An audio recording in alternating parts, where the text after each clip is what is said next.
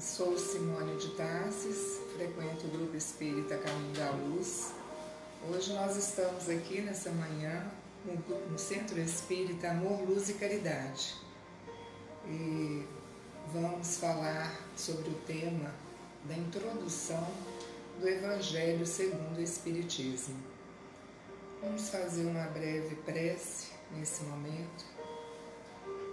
Jesus, nosso mestre, nosso guia, que o seu amor, Senhor, que sempre nos conduziu, esteja conosco em nossa intimidade, para que possamos, entendendo não só a letra, mas o sentido do teu Evangelho de luz, roteiro para as nossas vidas, possamos, Senhor, nos orientar nessa marcha do progresso espiritual.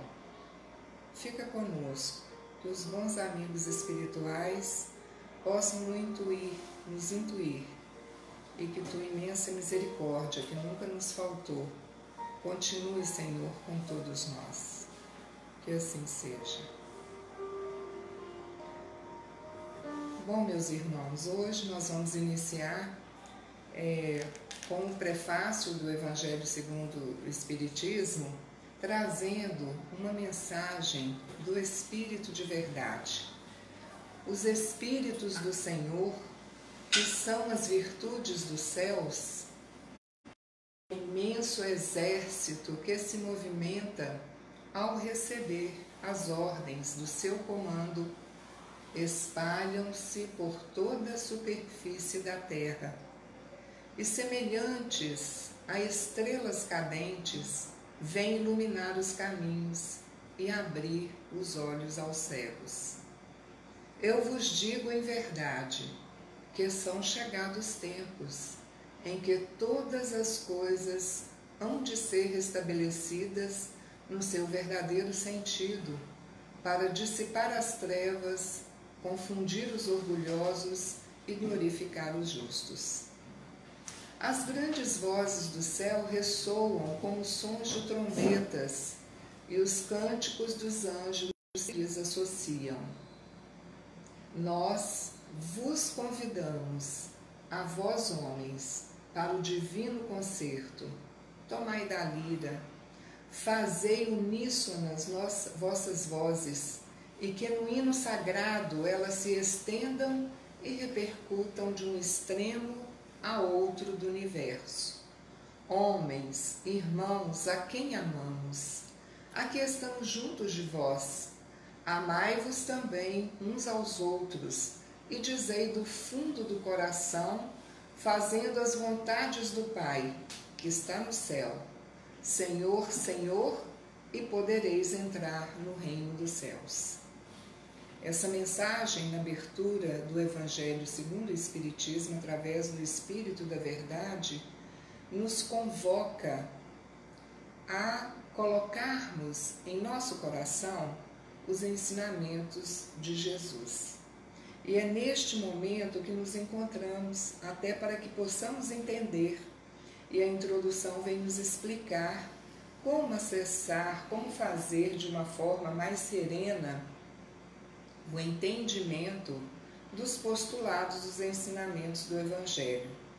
E logo na introdução há uma recomendação muito interessante, porque além do objetivo que nos traz aqui, que é a leitura, nos recomenda realizarmos meditações especiais. E nós gostaríamos de pontuar que meditar é um exercício de uma reflexão profunda, onde nós deveremos entender os ensinamentos, sejam eles uma frase, um versículo, uma parábola, e o seu entendimento para que possamos utilizar desses ensinamentos na nossa vida diária. E logo na introdução, nós vamos observar que o conteúdo todo do Evangelho, desta obra, ela se divide em 5 matérias, como nos coloca Allan Kardec. Primeiro são os atos comuns da vida do Cristo. No segundo são os milagres. No terceiro, as predições. Quarto, as palavras que foram tomadas pela Igreja para fundamento dos seus dogmas. E 5, o ensino moral. Logo nesse início, nós temos uma explicação muito clara que os 4 primeiros pontos, eles são conflituosos entre si, porque trazem, às vezes, a personificação dos dogmas de algumas igrejas, tomam para si algumas interpretações. Mas Kardec nos evidencia que quando nós nos encontramos no objeto do ensino moral, do Evangelho de Jesus, não há como nós não nos encontrarmos de uma forma verdadeira. E ali então, Kardec nos coloca que toda religião que utilizasse de um crivo, de uma verdade, na análise, no estudo, nessa meditação especial que é colocada logo aqui na introdução, e nós defrontaríamos com os postulados que estariam incorretos em muitas religiões. Então esse cuidado nós deveremos ter. E o ensino moral foi o objeto de estudo e de reflexão, né, do Evangelho segundo o Espiritismo. Então, os outros 4 pontos, eles não serão tratados no Evangelho e nós adentraremos ao conteúdo e ao entendimento do ensino moral. O ensino moral, Kardec nos coloca que ele é inatacável, é um código divino. A incredulidade se curva diante desse código divino. Então, todos os cultos, eles podem se reunir dentro desse código. É um estandarte sobre o qual podem todos colocar-se qualquer que sejam as suas crenças. Independente da nomenclatura de qualquer religião, quando partimos para o entendimento com o crivo da verdade, com o zelo de tirarmos da letra a sua essência moral, nós nos encontramos de uma forma igualitária, por isso ele se torna inatacável. É um estandarte sobre, então, qual todas essas crenças elas podem se reunir, jamais vai constituir matéria para as disputas religiosas. Então, a origem das disputas, Kardec nos coloca que é sempre de origem dogmática.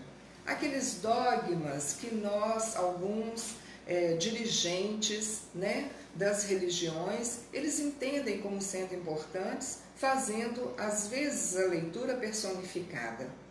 Mas no ensino moral, né, elas se discutissem, todas as seitas, esse ensino moral, teriam encontrado a própria condenação daquilo que às vezes é criado, mas que está fora do âmbito, da abrangência desses ensinamentos, pois agarram mais a parte mística do que a parte moral.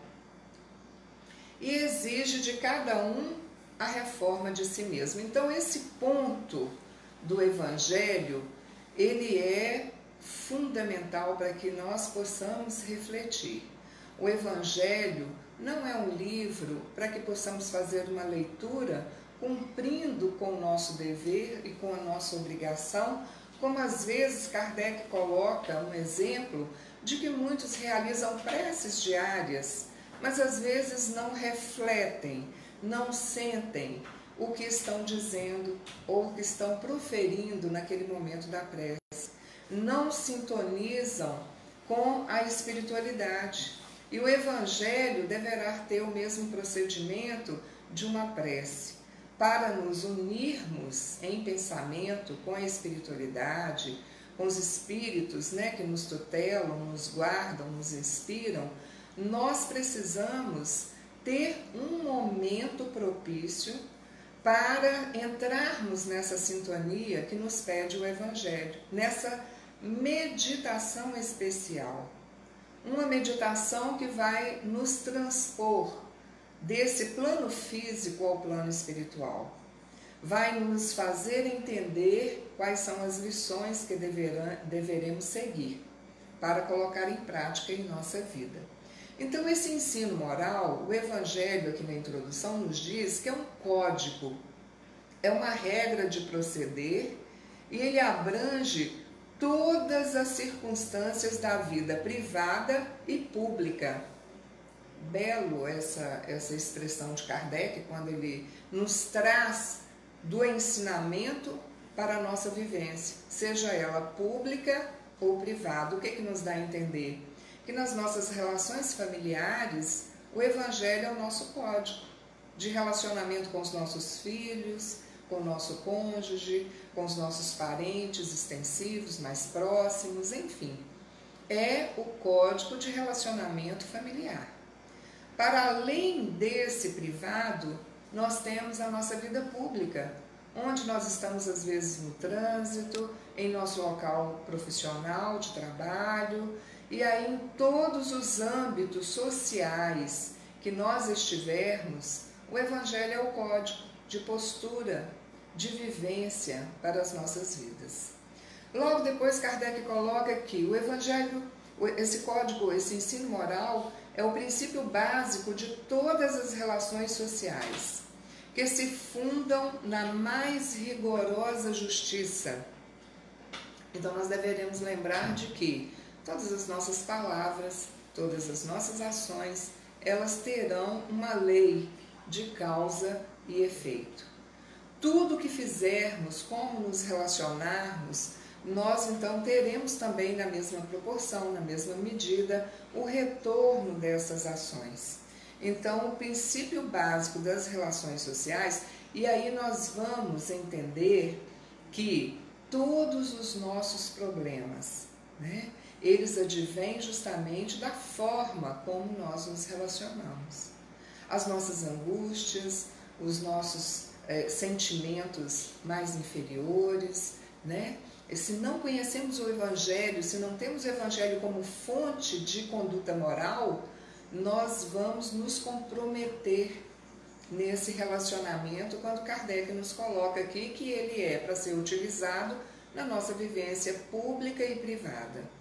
Logo depois fala que o ensino moral é um roteiro infalível para a felicidade vindoura, porque se nesse momento estamos sobre a égide da lei de causa e efeito, se nós soubermos entendermos e passarmos com serenidade e equilíbrio, entendendo a lei de causa e efeito em nossas vidas, no futuro em breve nós estaremos em relações mais equilibradas, mais felizes, e é isso que o Evangelho nos faz refletir, levantando de uma ponta do véu que nos oculta a vida futura. Então, o Evangelho, em todas as parábolas do ensino de Jesus, nos traz o ensinamento para uma vida futura. Todas as parábolas que lemos, o conteúdo, a essência, nos remete à vida imortal, a vida que vai preceder essa vida que nós estamos agora, neste momento, aproveitando para o avanço, para a nossa transformação moral. Então, a moral evangélica, o Evangelho aqui na introdução nos diz que todas as pessoas, toda gente admira. Quando a gente vê um indivíduo que realmente absorveu os ensinamentos e o coloca em prática. Ele é admirado pela sociedade, ele é admirado pela família, no sentido de que ele é justo, ele é correto, ou pelo menos esforça-se para que venha proceder conforme o convite do Evangelho. Também lembrando que cada espírito, ele está numa condição evolutiva e ele vai absorver o conhecimento através do seu esforço, da sua disciplina, em preservar momentos de reflexão e meditação sobre os ensinos do Cristo. Então, todos proclamam a sublimidade e a necessidade de que cada indivíduo ele possa colocar em sua vida o conhecimento da moral evangélica. Pronunciam por fé, confiados no que ouviram dizer. Alguns, às vezes, não têm a consciência dos ensinamentos. Mas pela fé que portam, que trazem no Cristo, eles já têm uma conduta moral que já é percebida mesmo sem o conhecimento, às vezes em outras religiões, mas que professam esses ensinamentos, firmados em certas máximas que se tornaram proverbiais. Então tem várias máximas, né, que nós conhecemos: não fazer ao próximo o que queris que faça a vós mesmos. Então, são máximas que são incorporadas em todas as religiões e inconscientemente, mesmo não tendo o esclarecimento que nós espíritas temos através do esclarecimento dos espíritos de verdade, esses irmãos se conduzem a conduta de suas vidas baseado nesse ensinamento. Poucos a conhecem a fundo e menos ainda são os que a compreendem. Eles sabem deduzir as consequências. O Espiritismo, através principalmente do Evangelho segundo o Espiritismo, ele nos dá a condição de refletir sobre as consequências daquilo que nós omitimos a não fazer. Lembrando o Livro dos Espíritos, que a lei divina, ela está inscrita na nossa consciência. O livro, quando abrimos, é quando os Espíritos nos dizem: você lembra? Você lembra que a lei divina está na sua consciência? Olha o que está escrito na sua lei, na sua consciência. Então, nós temos a nossa consciência para nos guiar, relembrando aquilo que já está registrado. Esse código moral, ele já está imprimido na nossa natureza espiritual. Então, quais seriam as razões das dificuldades, né? Para que a gente possa abstrair da letra o verdadeiro sentido do Evangelho, para ser o nosso sentido de vida, de realizações pessoais.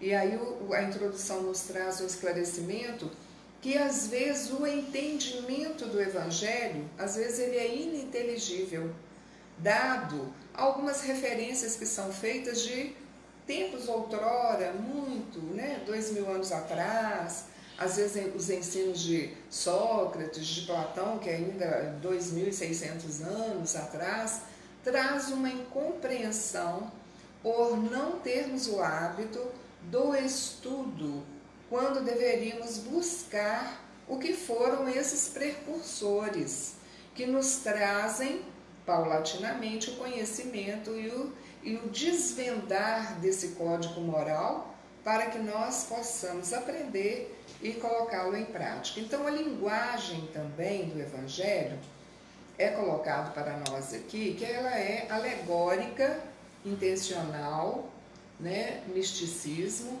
e fazem com que as pessoas leiam por desencargo de consciência e por dever, como leem as preces, sem entender, sem proveito. Os preceitos morais passam despercebidos. E aí é o ponto.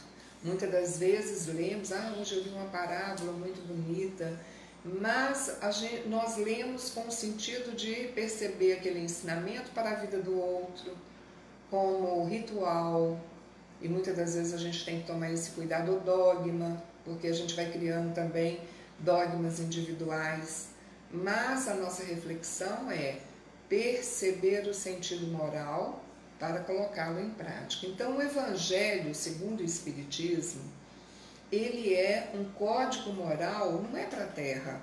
Isso está lá em São João, no capítulo 1, versículo 1.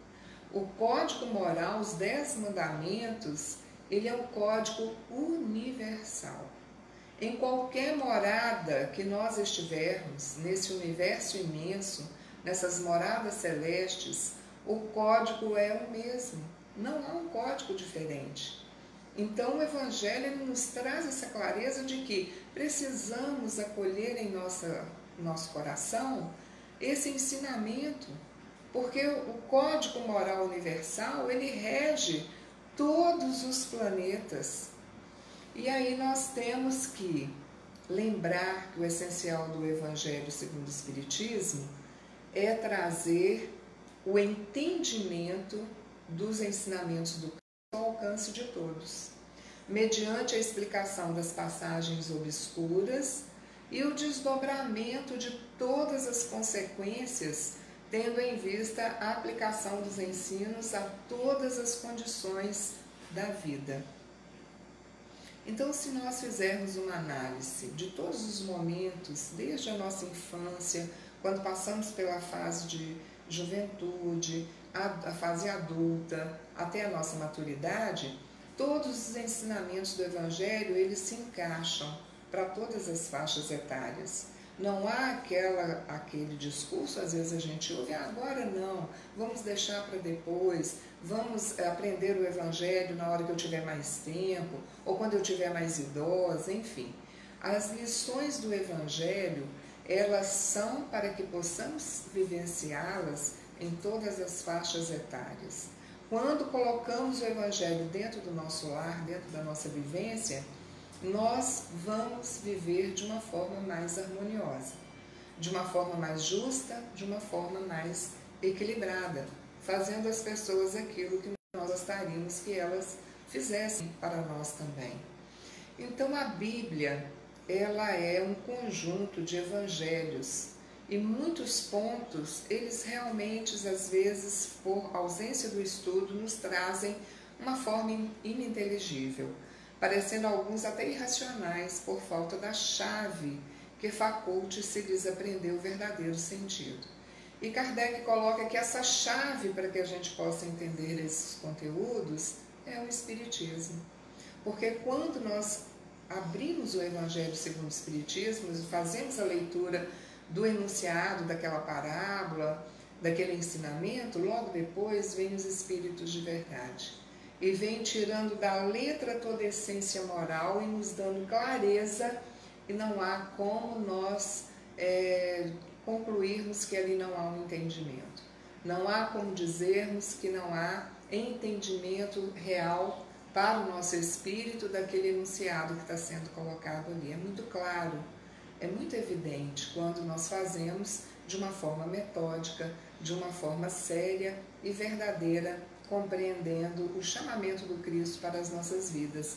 Então, o Espiritismo se nos depara, não é só agora, a partir de 1857, mas o Espiritismo ele se encontra, Kardec coloca na introdução, que ele se depara por toda parte na Antiguidade. Se a gente observar, nós vamos encontrar em diferentes épocas da humanidade o vestígio do Espiritismo, seja nos escritos, sejam nas crenças, nos monumentos, E o Espiritismo ele rasga os horizontes novos para o futuro, projeta luz não menos viva sobre os mistérios do passado.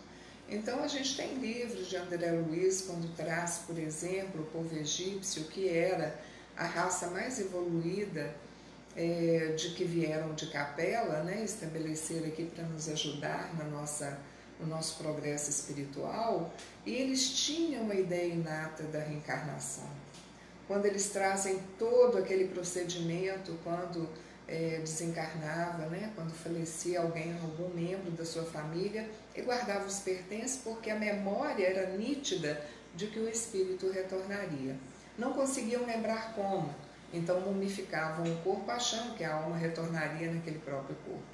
Então nós temos várias evidências nas antiguidades de onde o Espiritismo já trazia em seu germe as explicações para a humanidade. Os espíritos ditaram em vários países e por diferentes médiuns a diversidade de origem. Ela prova que os espíritos dão instintivamente seus ensinos e que ninguém a esse respeito goza de qualquer privilégio. Não possui fonte única e influência pessoal ou do meio. Isso é muito importante para todos nós conhecermos a natureza de como surgiu o Espiritismo, porque não temos só um espírito que subscreve, que nos orienta, que nos intui e que nos traz as verdades celestes. Então nós temos aqui um código moral onde não há uma pleiade, há uma falange, há vários espíritos que estão comprometidos com o mesmo ideal, com o mesmo pensamento do Cristo. E aí nós vamos ver que não há como ruir esse conceito ou essa proposta em função de que é uma natureza que extrapola completamente o desejo, às vezes personificado, de inferioridade de alguns dos nossos irmãos ainda encarnados. E é muito importante porque Kardec diz que todos nós que não levarmos os nossos irmãos aí em busca desse manancial de conhecimento diretamente às obras, ao conhecimento do Espiritismo, mas que possamos, através da nossa vaidade, querermos ser referências, e ainda não somos, para aqueles que não ainda buscaram o discernimento através do estudo metódico, ou que não desejam ainda, ou têm dificuldades de entender que só através da meditação, do estudo, é que farão aquisição dos conhecimentos para trazer autonomia ao seu espírito e não nos vincularmos às pessoas como nós, que somos falhas, que estamos em busca. Então nós teremos a responsabilidade de verdadeiramente conduzir a todos aqueles que desejam encontrar com Jesus a buscar esse conhecimento nesse conjunto iluminado de ensinamentos que foram nos trazidos pela pleiade espiritual de Jesus. Então ela não possui uma fonte única, né, que esteja ali amparada em um só espírito ou um só espírito encarnado. As mensagens no início, né, quando foi codificado, Kardec fez o trabalho, essas mensagens elas vieram de várias cidades, de muitos médios verdadeiramente sérios, né? E aí nós temos aqui as irmãs Fox, que nós poderíamos citar, a Margaret Kate e Lear, que trabalharam incessantemente na boa reportagem, porque o Evangelho significa boa reportagem, trazendo do plano espiritual estes ensinamentos para as nossas vidas. O Evangelho segundo o Espiritismo, Kardec coloca na introdução que ele é de uso para todos. Dela podem todos aurir os meios de conformar com a moral do Cristo, o respectivo proceder. Então, qualquer indivíduo que possua leitura, independente do seu grau de formação, ele tem condições de fazer a leitura do Evangelho e retirar daqui o sentido para a sua transformação moral. Aos espíritas, Kardec nos esclarece que ele oferece aplicações que lhe concernem de um modo especial. E aí nós vamos ver que ele nos trata da relação entre os homens e o mundo invisível. Lei evangélica, os próprios espíritos ensinaram a todas as nações. Então, quando vem as manifestações, ela não vem num país, ela não vem numa cidade ou num grupo específico, mas ela eclode em todo o planeta. Não é letra morta. Kardec diz que por cada um a compreenderá e se verá incessantemente compelido a pô-la em prática conselho de seus guias espirituais. E aí Kardec logo na introdução nos lembra uma pergunta do Livro dos Espíritos que fala que nós temos um guia espiritual, que está sempre a nos amparar, a nos intuir durante toda a existência de nossa vida aqui na Terra. E o mais interessante é quando Kardec coloca, e a gente queria deixar essa ênfase, quem lê alguma obra, né, as obras básicas, e principalmente, como diz Kardec aqui, do Evangelho segundo o Espiritismo, naturalmente nós somos compelidos a pôr em prática. Porque se na verdade nós estivermos, e é muito fácil nós falarmos, ou nós termos um grupo de estudo, né, mas não tirarmos o aproveitamento dos ensinamentos para a nossa vida. Então, quem conhecer Jesus jamais será o mesmo. Não podemos cair no campo do julgamento que não nos compete. A cada um segundo as suas obras. E aí é da natureza de cada um. Mas o Evangelho, logo na introdução, Kardec nos recomenda: cada um que compreender o Evangelho verá incessantemente compelido, incessantemente compelido a colocá-lo em prática. Então precisamos, seremos reconhecidos por esse esforço. Não que sejamos pessoas, estamos fragilizados no sentido da imperfeição, mas o esforço deverá ser reconhecido em cada um de nós. Então, as instruções que promanam dos Espíritos são verdadeiramente as vozes do céu, que é da recomendação daquela mensagem linda que nós fizemos a abertura, que fala das vozes dos céus, né? Que estão aí colocados para que todos nós possamos ouvir e sentir as suas recomendações, que vêm esclarecer os homens e convidá-los à prática do Evangelho. Então essas vozes, o tempo todo encaminhando mensagens. Nós estamos vendo aí Divaldo trazendo tanta mensagem oportuna nesse momento, nesses finais de tempos, né? Trazendo conteúdos para que nós possamos refletir desse momento que nós estamos passando. E logo depois nós temos o item 2, nessa introdução do Evangelho segundo o Espiritismo, que vai falar da autoridade da doutrina espírita. Então, primeiro é colocado por Kardec o controle universal do ensino dos espíritos. Então, a doutrina espírita, se ela fosse concepção puramente humana, ofereceria senão as luzes daquele que a houvesse concebido. Ninguém neste mundo poderia alimentar fundadamente a pretensão de possuir com exclusividade a verdade absoluta. Olha o que Kardec está nos esclarecendo. A autoridade da doutrina, ela existe e ela vai perpassar por todos os tempos, porque ela não está concebida exclusivamente a uma pessoa, a um espírito, mas ela está mediante a vozes dos céus. É uma pleiade muito grande que nós não mensuramos. Quantos espíritos estão nessa harmonia, nesse trabalho, né, realizado no orbe terrestre?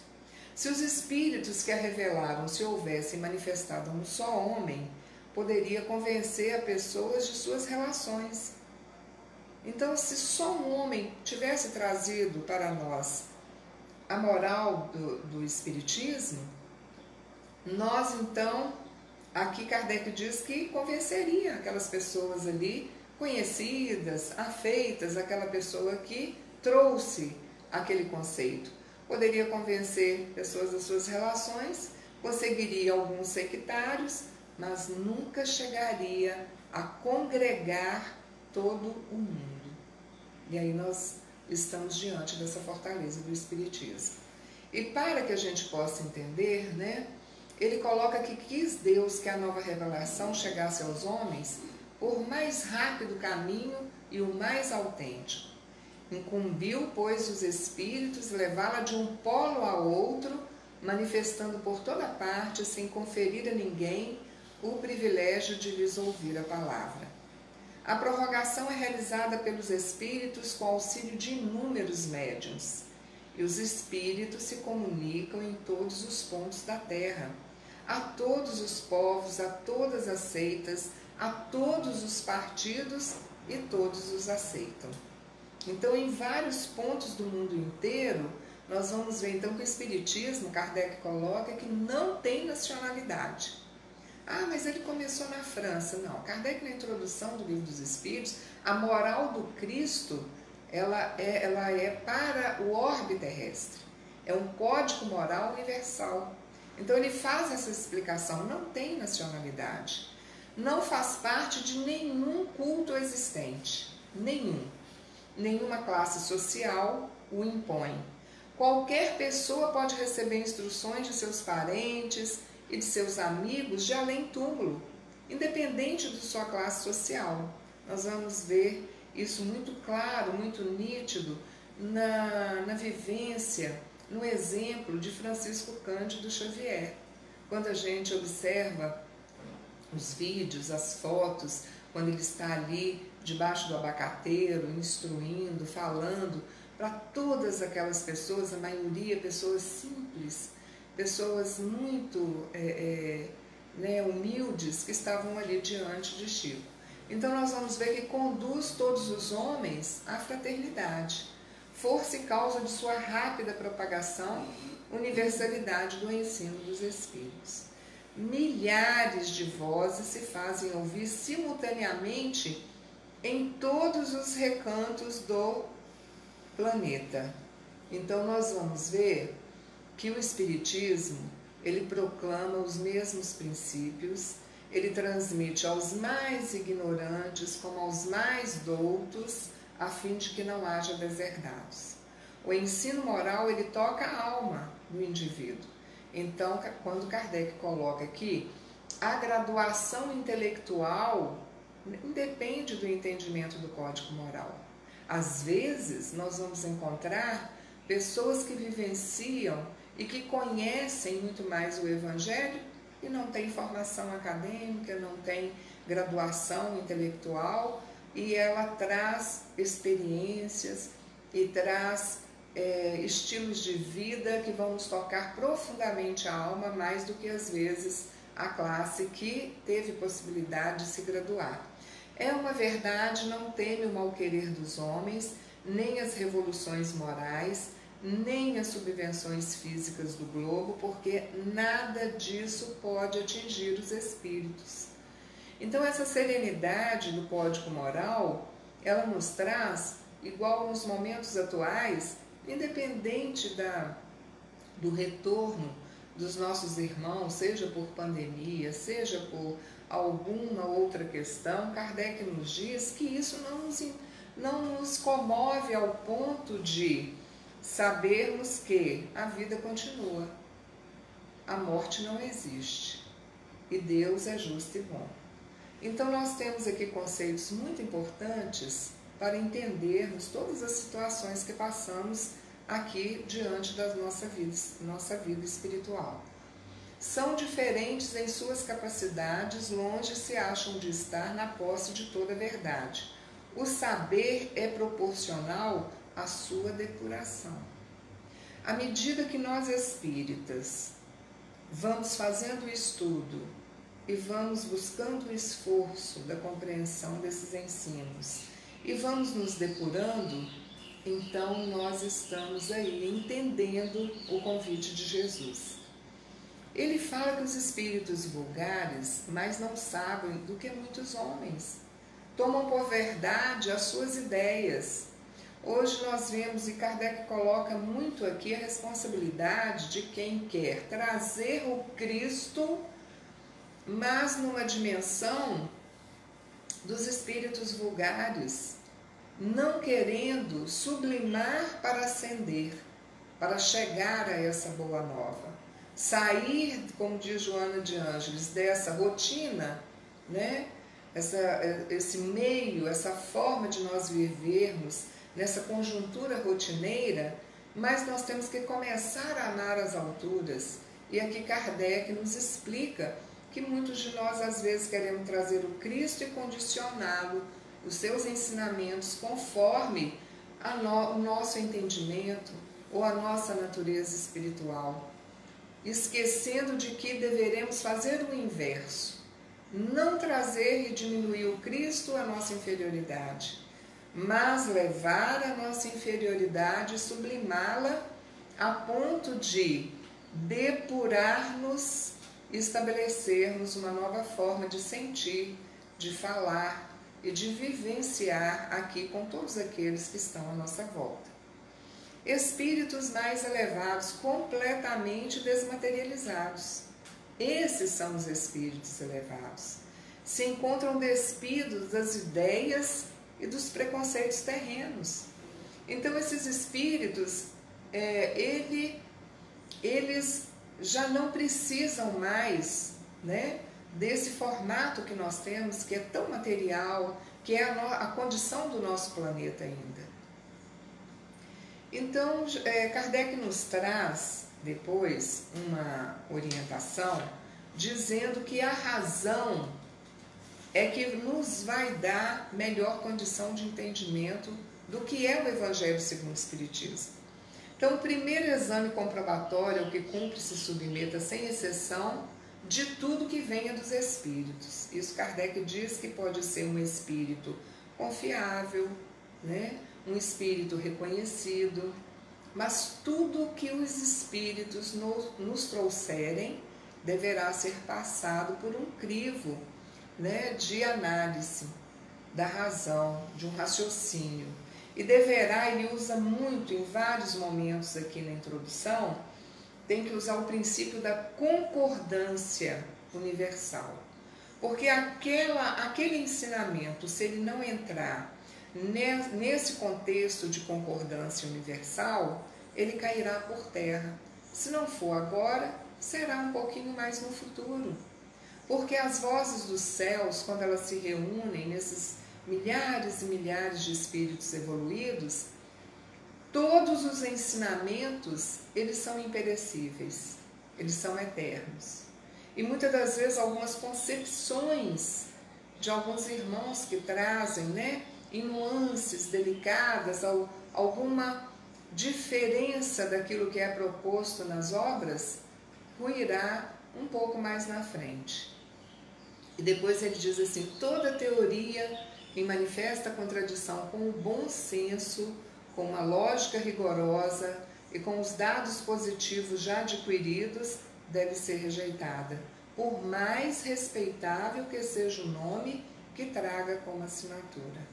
E aí nós vamos ver um exemplo de Francisco Cândido Xavier, que quando psicografava os seus livros, suas mensagens, sempre antes de publicá-las, encaminhava a União Espírita Mineira e a Federação Espírita Brasileira para que pudessem analisar, passar pelo crivo antes da publicação dos livros.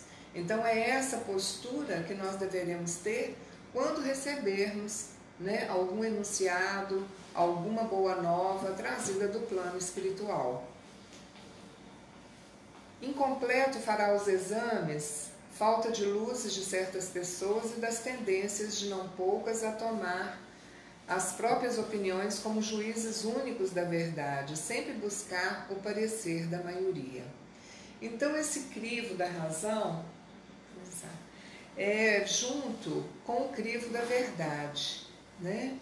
E esse princípio da verdade, ele terá que estar conosco em todos os momentos. Kardec coloca aqui na introdução que quando ele começou a fazer a análise de toda essa coletânea que nós temos aqui, que hoje nós abrimos com tanta facilidade para estudarmos, ele trouxe de aproximadamente 1000 centros espíritas receberam comunicações da França a diversos pontos da Terra.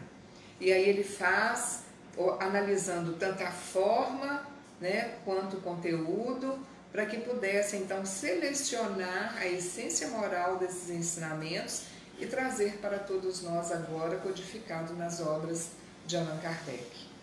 Nós gostaríamos de agradecer a todos, né, que estiveram conosco e lembrando que esses são chegados momentos em que é anunciado para todos nós, né, dos sinais dos tempos.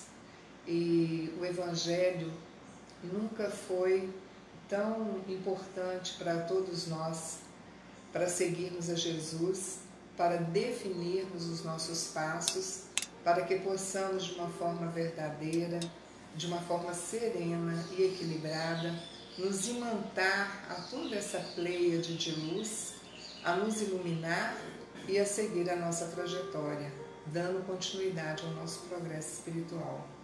Que Deus nos guarde, nos abençoe, nos cubra com a sua imensa misericórdia. Assim seja.